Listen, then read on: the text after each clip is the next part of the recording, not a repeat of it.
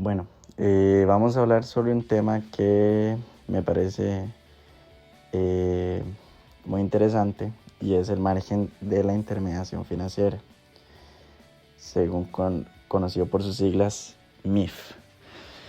Esto explica que es fundamentalmente la diferencia entre la tasa de interés activa promedio que cobra una entidad a sus deudores y la tasa de interés pasiva promedio que paga a sus acreedores y ahorrantes. En un mercado bancario donde las entidades compiten tanto por la captación como por la colocación de crédito, esa diferencia debería ser un indicador apropiado del grado de eficiencia de las entidades bancarias, dado que señalaría cuántos recursos requiere la entidad para efectuar su labor de canalizar ahorros entre agentes superavitarios y demandantes de financiamiento. Existen formas alternativas para medir el MIF. Las más comunes utilizan información de los estados financieros de las entidades. Con esta información se construyen dos métricas relativas. Una de ingresos, influida principalmente por tasas activas, y otra de gastos, que es afectada primordialmente por tasas pasivas. Al tomar la diferencia entre estas, se obtiene la cuantía del MIF. ¿Cuáles partidas de ingresos y respecto a cuáles partidas de balance se relativizan los ingresos y los gastos? Constituye la diferencia entre las distintas métricas del MIF. Hay medidas que tienden a ser más reducidas, en el sentido de incluir en los ingresos solamente aquellos de naturaleza financiera, mientras otras son más amplias, pues incluyen también ingresos no financieros, por ejemplo, comisiones y otros ingresos por servicios.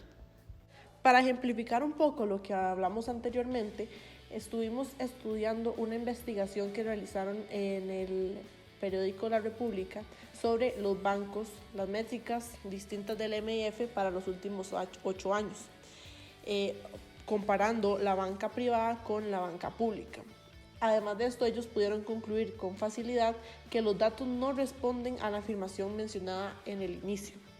Todo lo contrario, más bien constituyen a una evidencia de que los márgenes de intermediación de los bancos comerciales del Estado no son actualmente más bajos que los de la banca privada, sino que además estos van a ser los más bajos entre los intermediarios financieros del país y van a exhibir una alentadora tendencia a la baja. En el siguiente cuadro que pueden ver en su pantalla, muestra el promedio del último año de los 6 indicadores del MIF. En todos, el nivel de los bancos del Estado es menor a los de los bancos privados. Y aún más, en 4 de las 6 métricas que se obtuvieron, la banca del Estado exhibe un nivel inferior a los de todos los demás tipos de intermediarios. Además de esto, los datos disponibles para el público de la web SUGEF permite que se pueda observar la evolución histórica del MIF para las agrupaciones de identidades.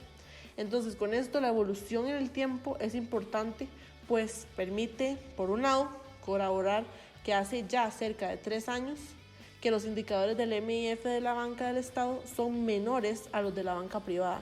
Y por otro lado, también nos permite observar que la tendencia a la baja se ha experimentado en el MIF en la banca estatal.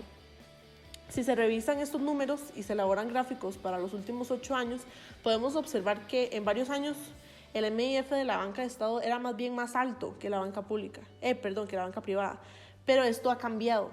Y mientras la tendencia de la banca del Estado ha tendido hacia menores márgenes, la banca privada, por otro lado, ha iniciado una tendencia a la alza desde mediados aproximadamente del 2017.